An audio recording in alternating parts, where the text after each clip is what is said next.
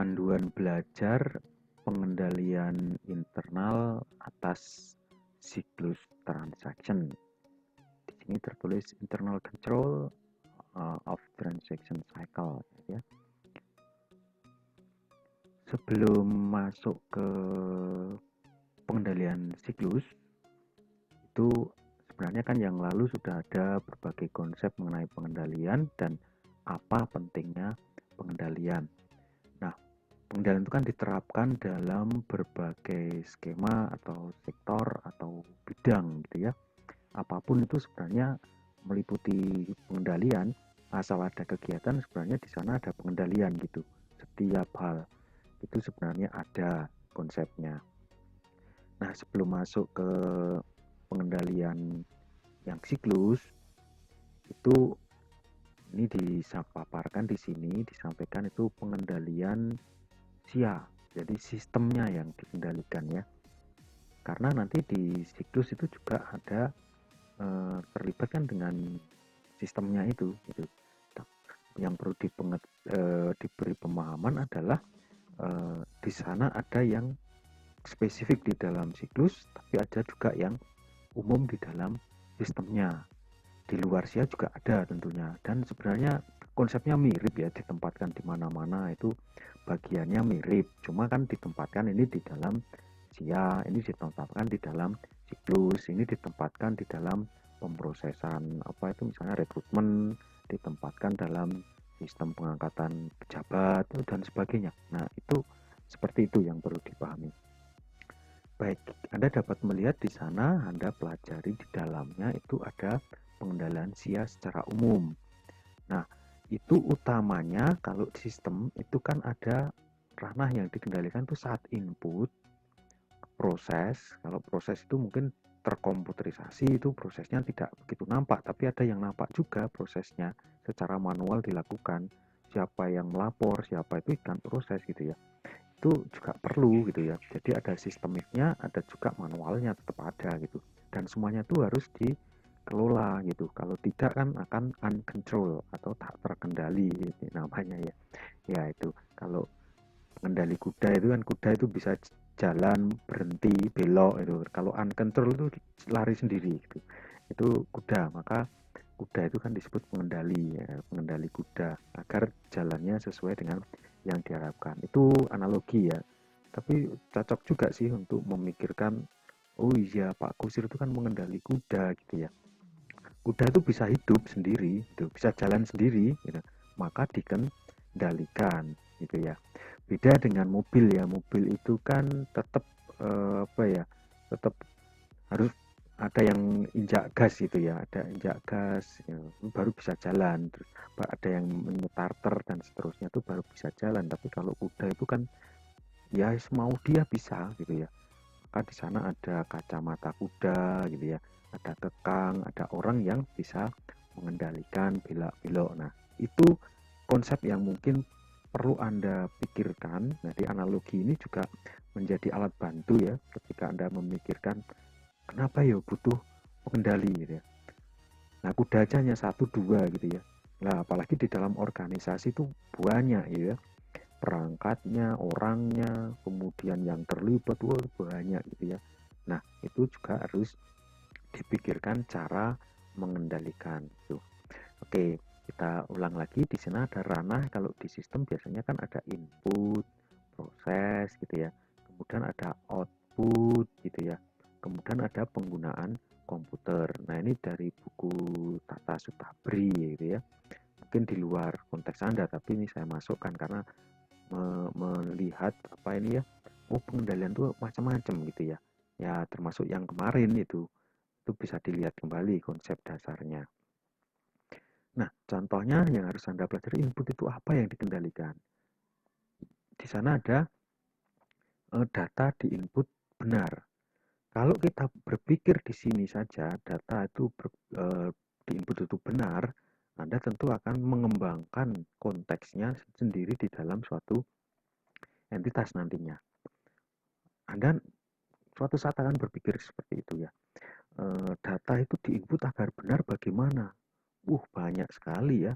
data yang dasarnya harus benar, harus sudah ditandatangani, dilaporkan oleh yang tepat, prosedurnya bagaimana, itu semuanya itu harus dikendalikan gitu ya. Kalau sudah ditentukan prosedurnya A, ya kalau tidak melalui A, itu nanti bisa ya mungkin ada yang salah. Contohnya kalau Anda yang alami itu kan bisa misalnya saat KRS itu kan ada proses ya. Itu ya dikendalikan itu sebenarnya. Kapan saat KRS, apa yang harus diisi, semuanya disampaikan sebenarnya. Nah, itu adalah pengalamannya gitu ya. Ketika Anda belajar di sana, oh iya ya, ketika saya membayar harus melaporkan konfirmasi dan seterusnya. Nah, itu agar tidak apa itu terlewat dan seterusnya tuh. Maka ada kata lengkap di sana. Benar, lengkap, tidak double, benar dan lengkap, tapi nek double. Ya benar dan lengkap datanya di input podo persis dan semua. Tapi lu pernah di input. Nah, double kan salah jadinya. Dan wajar tidak di markup gitu kalau keuangan ya di kita tidak dilakukan sebenarnya tidak ada itu gitu ya, tetapi diakui gitu. Itu wajar gitu ya. Nilainya wajar, yang dilaporkan juga benar, wajar gitu ya. Kemudian diproses itu misalnya ada di sana adalah data yang diproses sudah sah. Kalau Anda nanti misalnya pengajuan yudisium atau apa itu kalau sebelum sah valid ya nggak diproses gitu ya. Tidak disertakan di dalam proses. Ya, statusnya masih mungkin ya pending gitu ya. Nah, itu data diproses secara lengkap. Artinya apa yang sudah diinput itu terproses semua, jangan sampai tercecer. Itu kalau dalam sistem ya mungkin juga kalau misalnya terputus internetnya, ya tidak terserta. Nah itu piye carane mengecek agar datanya lengkap. Itu kan butuh proses. Nah, itu ya. Kemudian output menjamin ketepatan output. Ya perhitungannya itu output itu hasil. Betul dihitung, betul gitu ya. Kemudian, ini kok rumusnya jadi nyeleneh gitu ya. Nah, ternyata ada yang error. Rumus kan bisa ada yang error ya, membaca sesuatu gitu ya. Misalnya kode dikeselip angka A, itu bisa repot itu. Ya, wong angka keselip angka A, ya tidak terhitung gitu ya. Rekane, apa rekane itu? Maunya ngetik angka 0 yang diketik O, ya bener bunder gitu sama. Tapi ternyata tidak bisa dihitung. Nah, itu outputnya menjadi salah. Itu perlu dicek semuanya. Output hanya diterima oleh yang berhak. Ini masalah informasi itu sampai kepada tangan yang berhak agar tidak disalahgunakan. Kemudian penggunaan komputer mencegah agar komputer tidak digunakan untuk hal yang tidak sesuai dengan perencanaan. Beli komputer maksudnya untuk A, kok ternyata untuk B, C, D, wah di luar konteks semua. Lebih banyak untuk B, C, D daripada A. Nah, itu di luar apa itu yang direncanakan.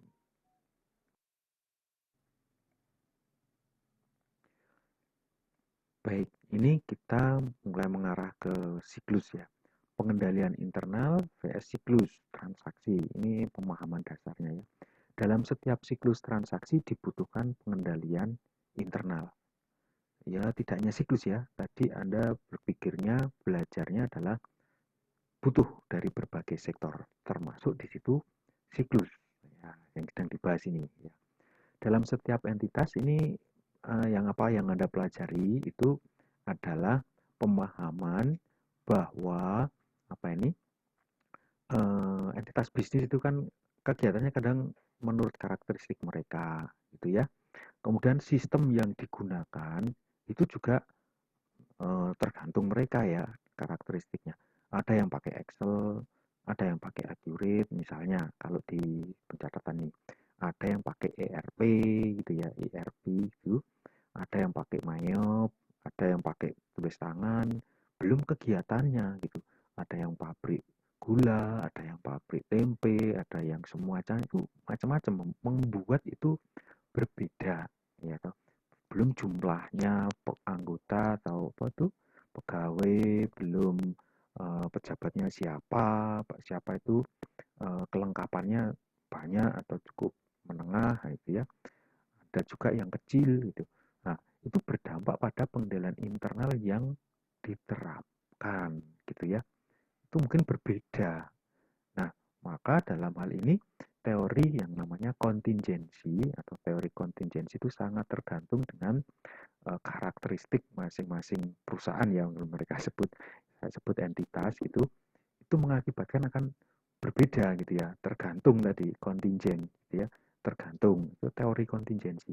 Maka kalau misalnya Anda meriset di UMKM ya, kecil, menengah, mikro ya, kecil, apa, usaha mikro ya, mikro dulu, kecil dan menengah ya, itu berbeda itu. Maka kadang di dalam riset nggak bisa dicampur aduk kadang ya untuk tertentu itu, karena ada kontingensi di sana. Yang kecil itu berbeda dengan menengah itu. Jangan dikira yang mikro, apalagi yang mikro ya, mikro terus kecil terus menengah. Mikro disamakan penggunaan, misalnya Anda riset penerapan sistem informasi akuntansi di dalam usaha kecil mikro menengah gitu ya, usaha mikro kecil menengah gitu ya. Loh, ini yang mana gitu ya? Karena berbeda, mungkin yang mikro itu akuntansinya sangat sederhana banget ya, mungkin dengan Android itu sudah lumayan gitu ya, apa masuk keluar gitu. Tetapi di menengah mungkin tidak bisa, itu mungkin harus lebih tinggi karena apa? Dituntut laporan ke bank, dituntut neraca, dituntut laporan laba rugi. Nah, itu karakteristik membuat berbeda, maka minat dan seterusnya akan tergantung pada skala mereka. Ya, itu yang perlu dipahami ya. Jadi yang akan dipelajari berikut ini itu hanya sebagai contoh dan gambaran, tapi nanti penerapannya harus disesuaikan masing-masing entitas. Baik, coba kita lihat gitu ya. Prinsip umum atau karakteristik umum pengendalian siklus transaksi itu, oh ini yang di buku ya, di buku saya itu prinsip umum atau karakteristik umum. Apa itu belum spesifik ya, ini prinsip dasar itu ya. Oke. Contohnya di situ di dalam siklus pendapatan itu perlu ada otorisasi pelanggan dan otorisasi pelanggan itu kan mungkin ada yang kredit gitu ya. Maka di sana ada otorisasi kredit. Nah, kalau pelanggan yang tidak pernah kredit atau pelanggan umum kan tidak perlu ini. Tapi di perusahaan besar atau menengah mungkin ada yang penjualan itu dibayar kemudian. Nah, ini siapa yang boleh? Ya. Anda beli motor aja bukan apa ini, bukan perusahaan menengah gitu ya, mungkin ya rumah tangga gitu. Itu kan menjadi pelanggan. Nah, ini boleh nggak ini ya kredit? Maka di sana ada survei dan seterusnya. Nah, itu perlu dikelola gitu ya. Kemudian ada otorisasi harga dan syarat pembayaran, misalnya di sana harganya jangan dipatok sembarangan dong gitu ya. Apalagi syaratnya langsung berapa? 30 garis miring 10 ya. 30%. Terus apa sih ngakon itu? Biar laku. Laku tapi perusahaannya nggak badi-badi nanti ya. Nah, kalau nggak badi ya dampaknya karyawannya ya itulah, tahu sendiri lama-lama kolaps ya itu ya. Kemudian ada pengecekan pengiriman, pengiriman barang itu dicek sebelum berangkat, sampainya bagaimana dan seterusnya itu. Dan sistem tagihan dari faktur, kapan dikirim, gitu ya. Ada yang mengingatkan tidak, nah itu semuanya dikelola. Ya. Kemudian verifikasi dan laporan penagihan pembayaran. Intinya Anda juga bisa lihat di situ kalau di ringkas lagi itu ada pengendalian pada data pelanggan atau kredit ya, intinya pelanggan.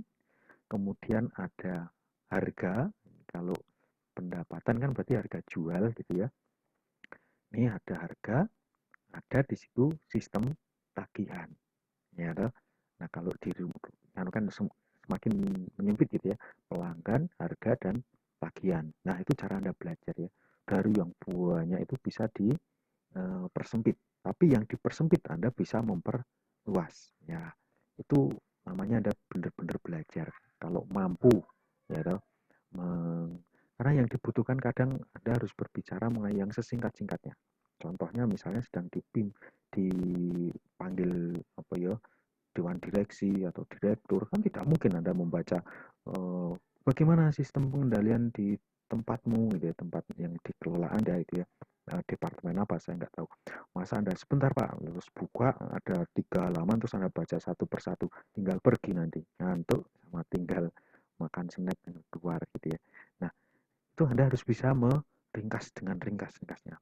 Sudah Pak, ada diterapkan ke sistem pelanggan, ada sistem harga dan sistem tagihan. Itu namanya Anda belajar dan mampu mengkomunikasikan gitu ya.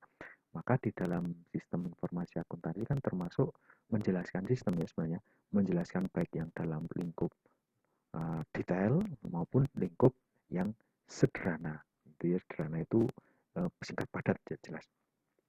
Misalnya nanti suatu saat Anda diminta untuk membuat eh, jelaskan siklus pengendalian, sistem pengendalian internal pada siklus transaksi dibatasi hanya satu paragraf. Wah, bukan satu paragraf isinya 2 halaman ya, satu paragraf ya seperempat halaman. Nah itu bagaimana Anda bisa menceritakan itu? Itu saya harap untuk belajari di luar konteks ini maupun di dalam konteks ini ya. Di dalam konteks ini kan dalam rangka menceritakan siklus transaksi yang dikendalikan seperti apa. Kemudian kalau di luar ya ayo tidak hanya untuk saya gitu ya. Mau mata kuliah apapun ya, mesin, mau mata kuliah auditing apapun itu kemampuan yang sangat dibutuhkan untuk mahasiswa maupun lulusan nanti. Kita lihat lagi. Oke, prinsip umum ini di dalam produksi itu ada otorisasi rencana produksi. Kalau kemarin rencana produksi sampai desain produk gitu ya. Nah, kemudian ada harga pokok produksi. Ya, tentu nanti akan banyak ya contoh-contohnya di dalam buku Romni ya. Tapi buku Romni kan saya sebut di sana tidak hanya satu bab gitu ya. Saya lihat materinya pengendalian siklus gitu. Tapi di buku Romni tidak ada itu jadi satu bagian. Di buku lain juga mungkin malah beda-beda isinya. Tadi ada yang SIA, ada yang pengendalian umum gitu ya, ya ada yang pengendalian aset itu macam-macam. Jadi ya untuk yang materi ini memang dari berbagai sumber ya di jodok ini digabungkan. Kemudian ada pengendalian siklus pengeluaran, itu ada otorisasi. Berarti otorisasi sangat umum sekali. Sistem yang paling umum untuk pengendalian yaitu sistem otorisasi. Otorisasi atau pengesahan ya, atau tanda tangan. Nah itu sangat diharapkan ya oleh siapa. Kalau terlalu banyak otorisasi, proses atau birokratis namanya, itu sistem akan menjadi lama kalau banyak tanda tangan. Tapi kalau kurang siapa yang bertanda tangan menjadi tidak terkendali. Nah, itu pilihannya harus tepat gitu ya. Dan itu belajarnya tidak mudah gitu ya. Contohnya kalau di kampus saat ini ya misalnya sedang ada proses penggabungan, wah itu sistem motorisasi wes dibahas udah hampir berapa ya, 1 tahun 2 tahun itu ya, karena dampaknya tidak hanya oh ya tanda tangan di sini gitu, tidak, macam-macam tentu. Nah ini Anda bisa terlibat nanti suatu saat di dalam pengelolaan itu sehingga yang menentukan mungkin Anda bisa yang menjadi penentu loh ini. Oh yang tanda tangan seharusnya A, seharusnya B dan seterusnya gitu ya. Oh ini atasannya jangan dikebalik gitu ya. Terus macam-macam ya. Oke, kemudian ada lagi di situ penempatan kerja karyawan, gitu. Dirotasi apa seperti itu ya. Ya, baru ditempatkan. Kalau yang sudah ada kan rotasi atau mutasi. Ya. Kemudian ada kewenangan untuk akses. Ini juga kalau di dalam sistem yang komputeran ini, tidak komputer pun harus ya. Kewenangan untuk akses ini. Tidak hanya komputer ini. Kenapa? Coba Anda renungkan. Kalau kertas laporan tuh jatuh ke sembarang gitu ya. Artinya pihak yang seharusnya tidak membaca gitu ya. Oh ini ada rencana besok kenaikan gaji, wah kita happy ya. Padahal baru rencana, baru didraftkan gitu ya. Itu sudah nanti bisa-bisa ada demo nih kalau nggak jadi apa ini, nggak jadi naik gitu. Oke, kecatatan dan data pengeluaran. Ya. Selanjutnya motorisasi lagi ya, sistem yang paling umum motorisasi ya, gitu. Tarif kompensasi dan pengurangan potongan itu ya, pengurangan itu mungkin potongan. Nah, pengurangan itu sanksi ya. Iya, tapi di buku siapa ini? Nah, itu yang buku saya ya. Saya ngambil dari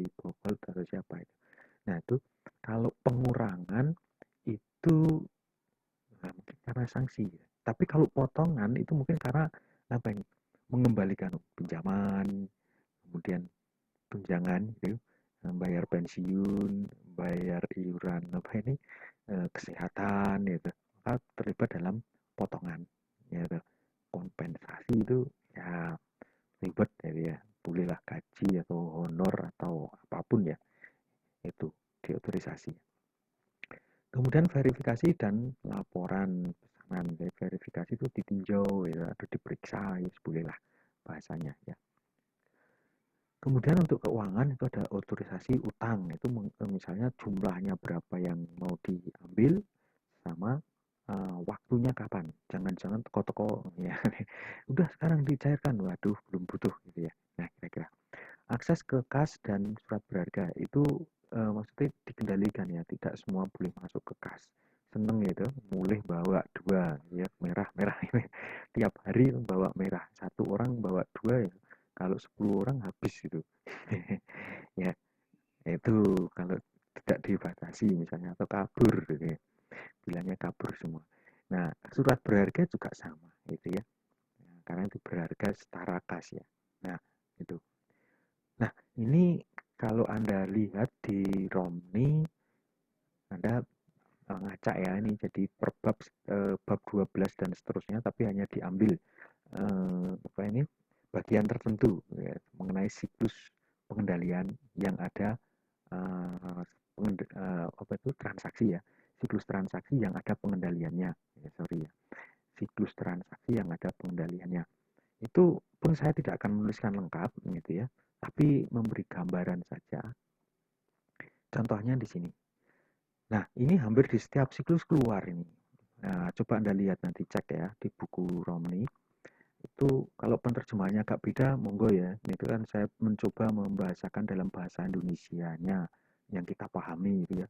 Tidak apa ini penerjemahan letter ya. Letter itu kalau bukunya bilang itu, nah itu dalam konteks mereka ya. Mereka di Inggris, wah kita kadang menjadi bingung ini maksudnya apa kalau letter. Tapi juga kalau mungkin saya salah menerjemahkan karena menjadi bahasakan lain itu tidak mudah juga, sama-sama punya ini keunggulan dan kekurangan gitu ya. Oke, di sana ada 3 hal. Yang pertama itu setiap aktivitas dalam siklus ataupun yang di luar siklus itu semuanya gitu. Kalau di dalam siklus kan tetap ada ya aktivitas, kemudian ada thread itu ya. Kalau di aslinya kan THREAD gitu ya. Ya itu threat gitu ya. Ancaman. Ya. Ancaman itu ya kalau ancaman sebenarnya pihak eksternal ya. Tapi ya ada bahasanya begitu ya. Kalau SWOT itu apa itu? Strength itu weakness gitu. Weakness itu apa ini ya? Dari dalam, threat itu dari luar ancaman gitu. Kemudian opportunity gitu. Tetapi yang dimaksud di sini mungkin threat itu sebenarnya adalah risk, gitu, risiko, risiko dalam berbisnis gitu ya, atau dalam pengelolaan apa ini, ya ancaman ini di sini sebenarnya risiko gitu. Dalam pengelolaan itu mesti ada sesuatu yang dapat saja terjadi gitu, dan itu mengakibatkan kerugian ataupun inefisiensi gitu ya, atau pemborosan gitu ya, atau kualitasnya jatuh atau apapun gitu ya. Nah, mungkin lebih cocok disebut risk ya, risiko kalau di dalam pemaknaan loh ya.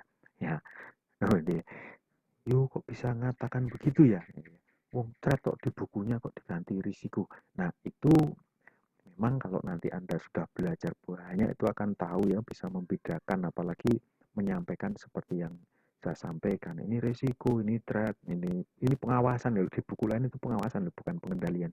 Ada beda tipis loh, pengawasan sama pengendalian itu ada beda tipis. Nah, pengawasan, monitoring, pengendalian, kayaknya mirip itu.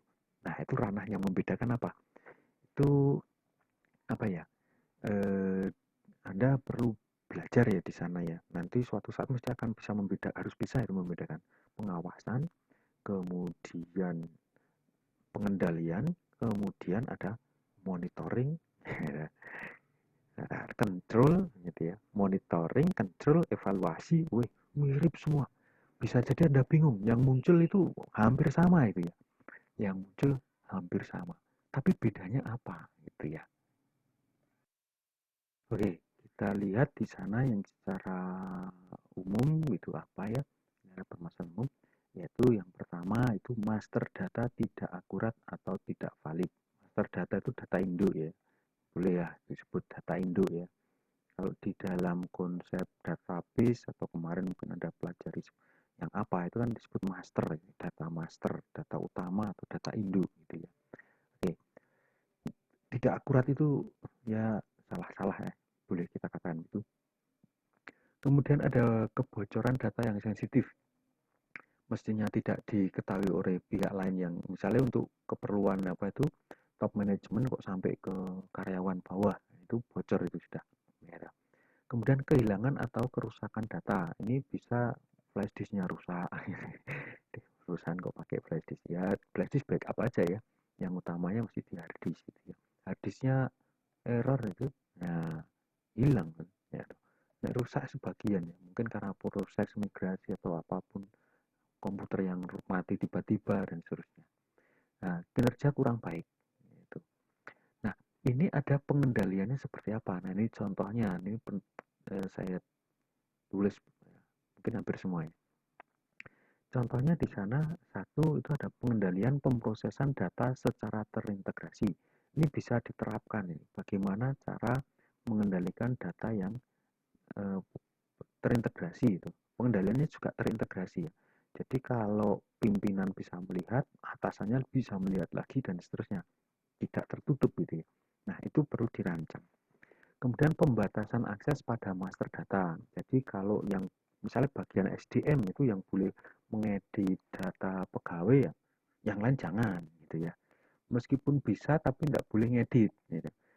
Ya itu. Tidak boleh ngedit itu untuk menjaga update atau perubahan ya. Tapi kalau jangan sampai bocor ya jangan boleh melihat gitu ya. Yang melihat hanya yang diberi kewenangan. Kalau di luar negeri misalnya gajimu tidak cukup untuk membaca.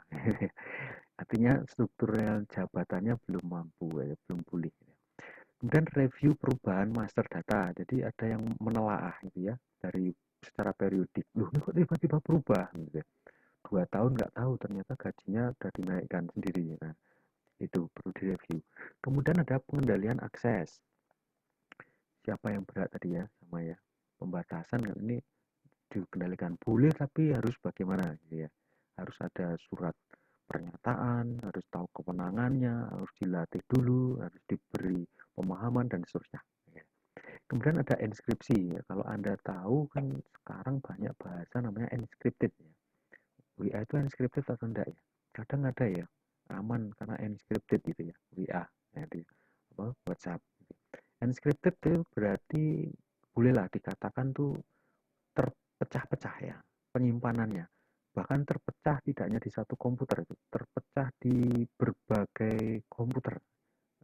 Berbagai komputer itu bahkan ada yang pisah dunia. Misalnya yang satu Indonesia, yang satu diletakkan di Singapura, yang satu diletakkan di Filipina gitu ya.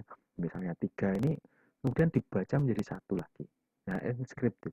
Encrypted secara data maupun encrypted sebenarnya kalau sudah hebat itu bahkan di dalam satu teks itu bisa dipecah lagi. Itu kan berarti ngitung bit ya. Bit separuh di mana, bit separuh di mana. Gitu.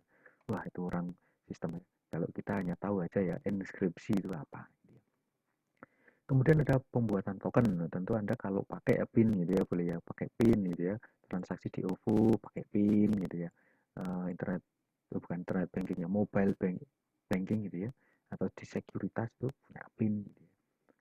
Kartu belanja, kartu kredit juga punya. Kemudian ada backup data dan prosedur pembenahan, pembenahan atau tidak emergency gitu ya, atau disaster gitu ya. Kalau ada bencana atau kecelakaan atau ya misalnya ada bencana gitu ya, itu bagaimana cara pemulihannya, gitu, pembenahannya. Itu secara umum. Jadi tujuh ini bisa menjadi patokan umum gitu ya. Ya termasuk yang tadi itu diintegrasikan. Jadi akan menjadi formulasi di perusahaan.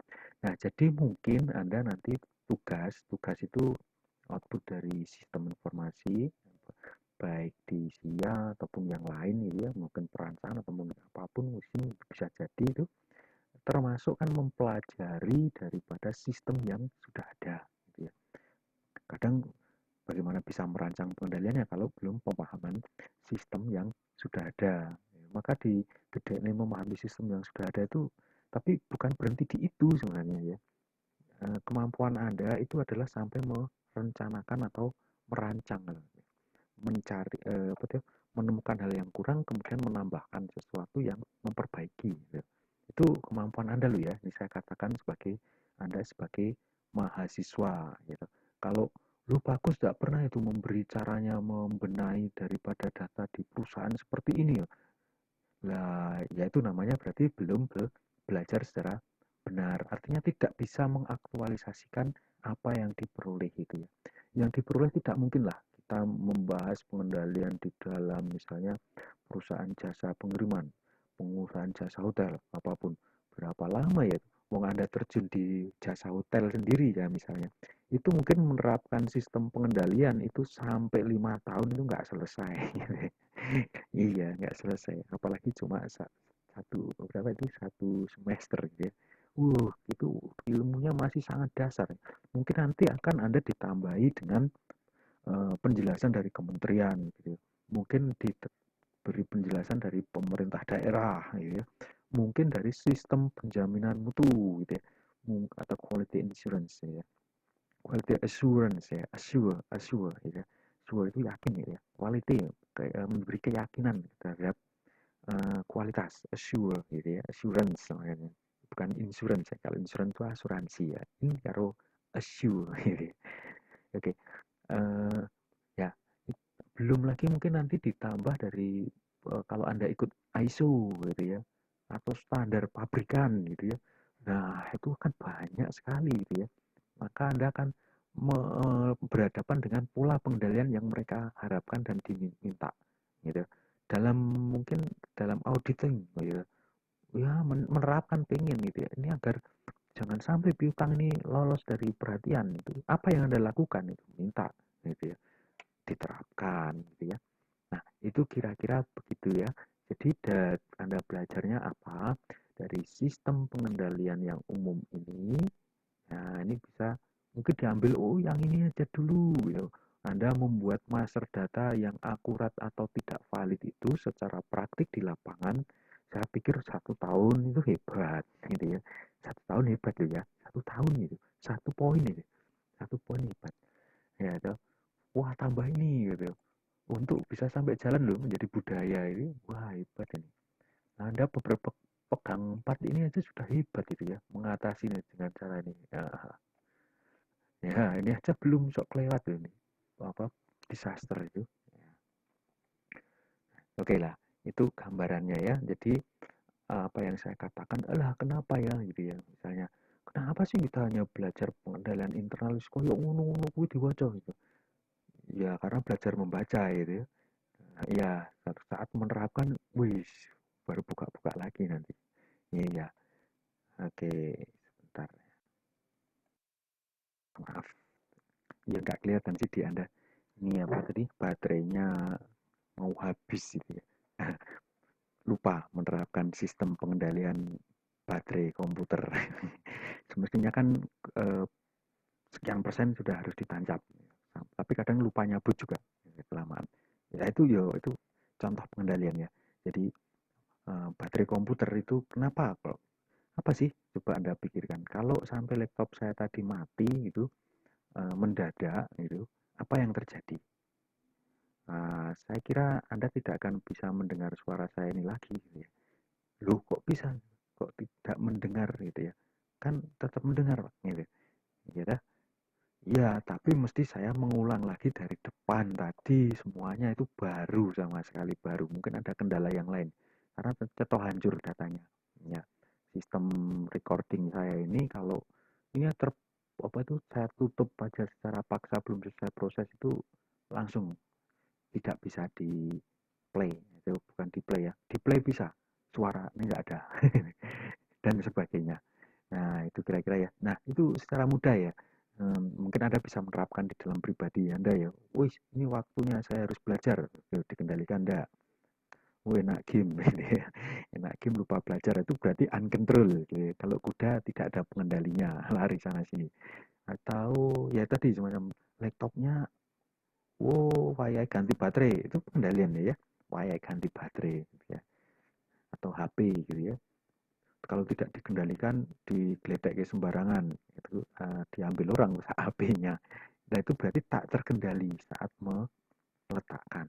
Ya, oke ya, terlalu banyak yang diceritakan, tapi it's okay lah. Nah, ini saya mencoba untuk menerangkan atau bukan menerangkan ya, memandu Anda apa yang harus Anda pikirkan sebenarnya. Apa yang harus Anda pikirkan, terus kemampuan apa yang perlu Anda pelajari gitu ya. Jadi tidak sekedar tahulah pengendalian itu sisinya nih. Oh, saya kira nanti setelah lulus dari mata kuliah saya lupa kok. Nggak ada yang saya terus bisa hafal semua, impossible gitu ya, banyak kok dihafal gitu ya. Buku Romni itu 700 halaman lebih, 764 gitu ya, kira-kira seperti itu, nggak mungkin toh. Tetapi prinsip-prinsip mendasar itu Anda pahami, itu adalah modal yang paling kuat gitu ya, sampai kapanpun gitu ya. Oke. Bahkan kalau bisa mengubah pola pikir dan pola hidup gitu, itu saya kira saya bisa bangga menyebut Anda lulus sistem. Iya, sangat dibutuhkan tuh di dalam lulus sistem. Saya beri bocorannya, kalau Anda bisa sistem gitu, sistem itu tidak harus yang nulis komputer gitu ya. Ya kayak tadi, manual, pengendalian dan sebagainya. Itu saya mungkin bisa menjamin nih sekitar apa ya, Anda akan menjadi pimpinan di suatu saat. Kalau di sekolah mesti akan jadi kepala sekolah atau pengawas di atasnya kepala sekolah ya. Ya bukan di kepala sekolah ya. Ya, kalau di akunting mesti suatu saat Anda akan ditugasi menjadi kepala akunting. Ya kan?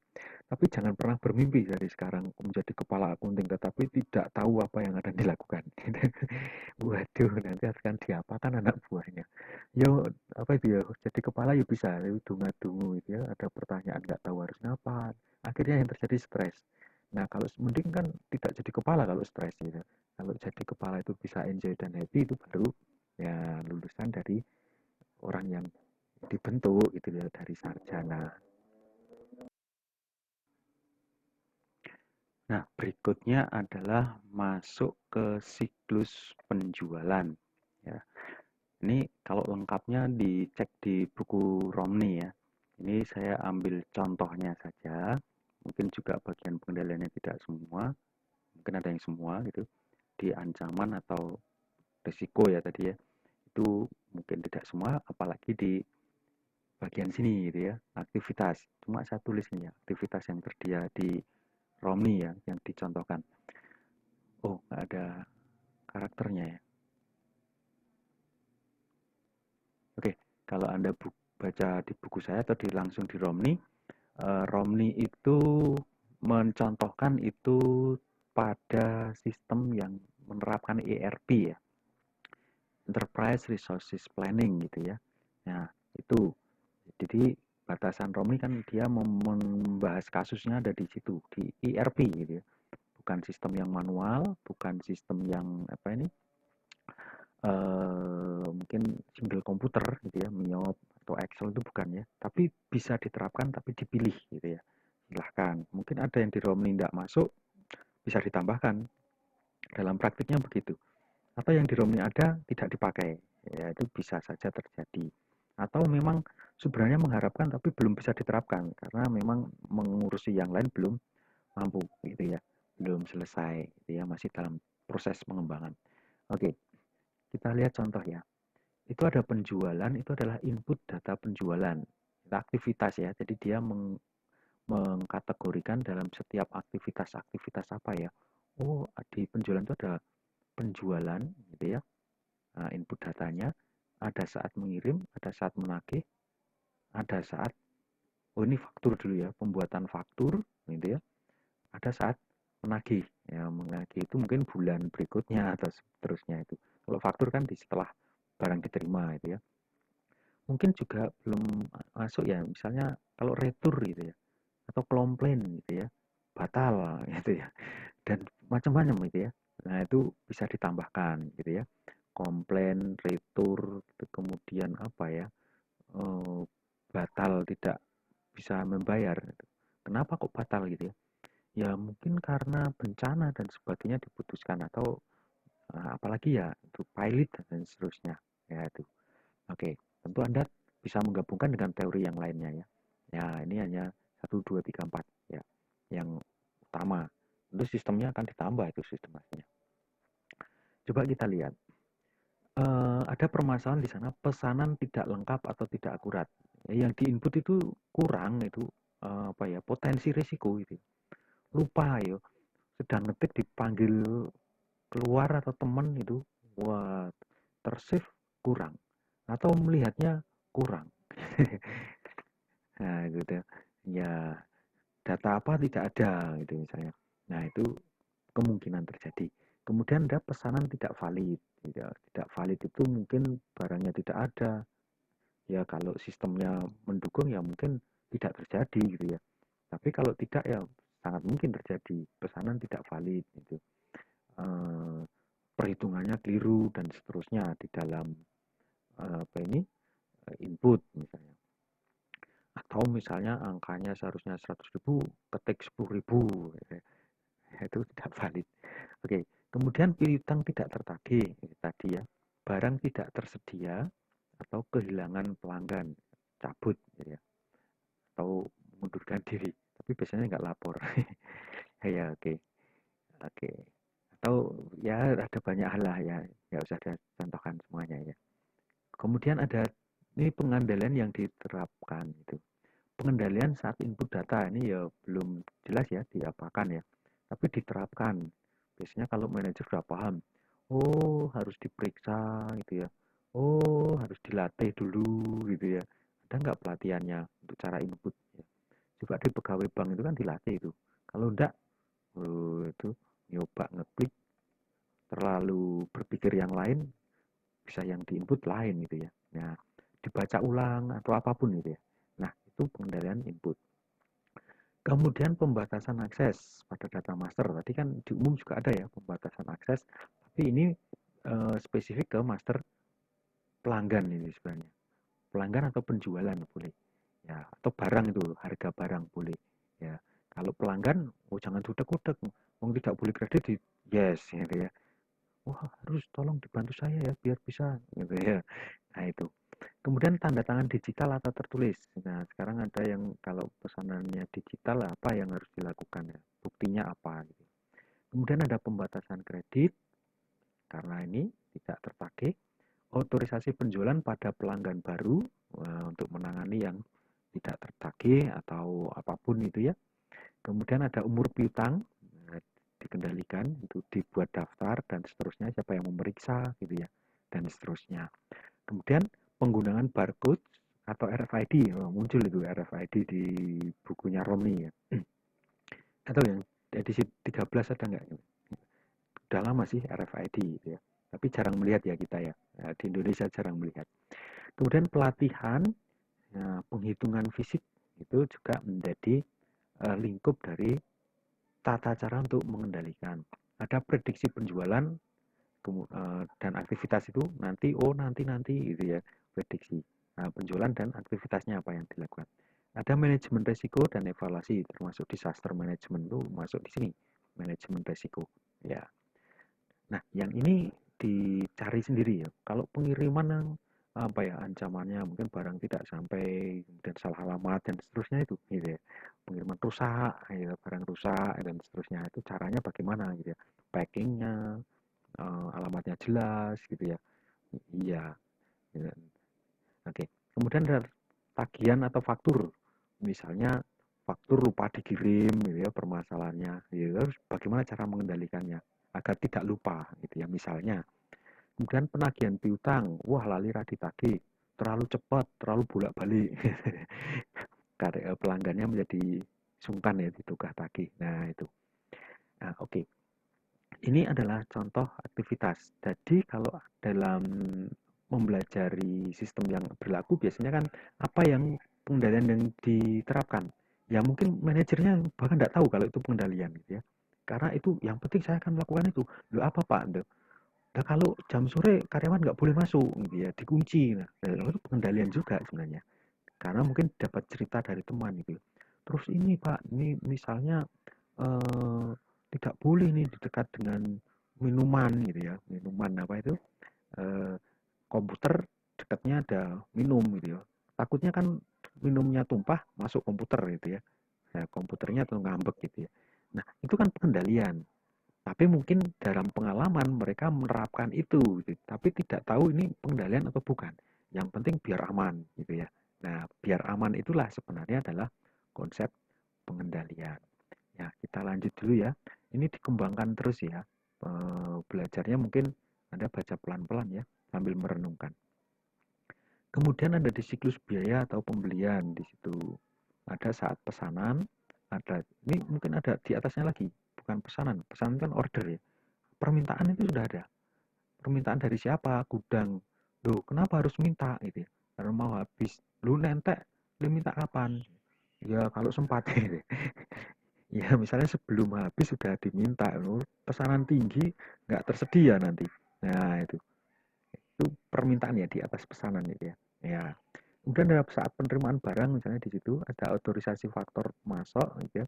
Terus diinput kan tagihan dari mereka itu. Nah, oh ini fakturnya nggak resmi gitu ya. Nggak tahu yang lagi siapa gitu ya. Nah, pengeluaran kas gitu ya. Nah, itu ditulis semua, dipelajari ya. Coba saya baca aja di sini, kekurangan persediaan sangat mungkin terjadi. Pembelian barang tidak sesuai kebutuhan atau tidak sesuai permintaan gitu. Ya, pembelian pada harga yang berubah-ubah itu mungkin ya, bisa jadi gitu ya. Macam-macam atau malah tidak harganya yang berubah ya, sengaja diubah gitu. Harganya 100 menjadi 130 gitu. Ya maksudnya mungkin seperti itu juga ya. Loh kok sudah di 130? Janjian karo sing jualan gitu ya. Nah, itu. Pembelian barang dengan kualitas barang kurang bagus gitu ya. Karena kemudian pemasok tidak dipercaya. Oh, kok satu beli di sana gitu. Oh, itu saya didatangi. Oh, dulu saya pernah ditipu. Itu nah, itu caranya bagaimana.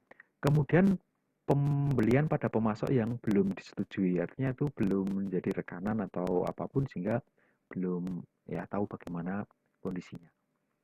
Nah, itu ada yang perlu diterapkan misalnya sistem persediaan perpetual. Perpetual kan dihitung terus ya, apa itu ya dicatat terus ya pergerakannya. Kalau yang satu kan apa itu periodik ya, akhir bulan diperiksa ya. Kemudian ada barcoding dan RFID mungkin untuk ngecek barang yang masuk itu. Kemudian ada perhitungan persediaan secara periodik ya. Ya, periodik juga perlu perpetual itu untuk membuktikan catatannya betul tidak dihitung ya fisik gitu. Review dan persetujuan pembelian, sistem pembelian terpusat, ya, ini belum tentu semua ya terpusat itu. Katalog harga itu daftar harga atau list harga mungkin gitu ya, biar untuk mengatasi ini yang berubah-ubah itu atau dimasukkan seperti apa itu. Anggaran, wah anggarannya ini kok belinya lebih. Nah, kalau kelebihan ya harus dibicarakan gitu ya. Review dan persetujuan pembelian pada pemasok, larangan hadiah. Nah, ini biar tidak harganya dinaikkan tadi misalnya. Ada rotasi pekerja. Oh, Anda di gudang, besok di pembelian dan seterusnya. Gitu ya. Itu contoh. Kemudian ada kebutuhan mana siklus produksi, ada desain. Saat desain sudah mulai ya. Analisis desain itu garansi jika ada desain yang perlu dibenahi dan seterusnya. Nah, aktivitasnya ada desain, ada perencanaan dan penjadwalan, bisa Anda lihat di sana di Romni ya lengkapnya. Kemudian ada operasional produksi, ini yang produksi kan paling utama di sini produksinya. Oh, hilang itu, kecurian itu ya, hilang gitu ya, persediaan hilang. Loh, tadi ada 20 kok tinggal 15 ya. Ya, rodanya masuk keluar pagar. Keluar pagar ya. Roda gede di keluaran pagar gitu ya. Ya, pencurian aset tetap itu alat-alat gitu ya. Kinerja kurang baik gitu. Investasi pada aset tetap yang tidak optimal. Ya kadang diiming-imingi beli investasi itu pada aset, ternyata maksudnya nggak belum tentu itu dipakai gitu ya. Kehilangan persediaan karena kebakaran, operasi yang macet itu tertunda atau bermasalah atau stop dulu ya gitu ya. Nah, itu pending atau apapun itu berakibat kan produksinya barangnya tidak tersedia. Nah, itu Saya bacain aja ya cepat ya. Pengendalian akses, dokumentasi pergerakan persediaan, pembatasan akses, perhitungan fisik, inventarisasi, pelatihan, laporan kinerja, pengamanan aset fisik, asuransi, dan seterusnya. Kemudian ada di kok siklus produksi lagi. Ini apa ini seharusnya? Oh, gaji ini, sorry ya. Ini ditulis ya, hati-hati. Siklus SDM dan penggajian. Ya, itu kok produksi lagi itu ya. Oke. Kemudian coba Anda lihat di situ ada perubahan data yang tidak dikehendaki. Master gajinya apalagi yang berubah. Atau pangkatnya berubah dari 3A menjadi 3B. Jadi tidak dikehendaki. Perubahan data yang tidak akurat. Gitu. Diubah tapi tidak sesuai kenyataan. Ya. Pemisahan tanggung jawab itu contohnya untuk mengatasi itu update itu sendiri, update data ya, data induk pegawai sendiri, update gaji sendiri. Ada pengendalian akses, pemeriksaan berkala dan seterusnya. Oke, nampaknya di Romni kalau Anda cek 4 ya. Penjualan, biaya, produksi sama tadi gaji di situ gaji. Yang keuangan saya perhatikan tidak jadi bab sendiri karena terus berganti ke bab yang lainnya ya. Sebenarnya ada gitu ya. Ya, nggak tahu babnya menghilang atau coba dilihat yang edisi 13 ada atau tidak gitu ya. Oke. Nah, itu yang Anda pelajari jadi sebenarnya nampaknya settingan sederhana yaitu hanya pengendalian pada siklus transaksi tetapi dalam penerapannya sebenarnya cukup luas dan mungkin yang Anda pelajari pun sebenarnya kalau ditelusur lebih jauh itu akan cukup panjang juga. Oke. Tapi ya mirip-mirip itu soalnya ya. Sehingga kayaknya menjadi bosan kalau lama-lama terus-menerus ya. Oke. Nah, itu dikembangkan idenya silahkan dicari referensi yang lain juga silahkan. Baik dari saya sekian dulu. Terima kasih.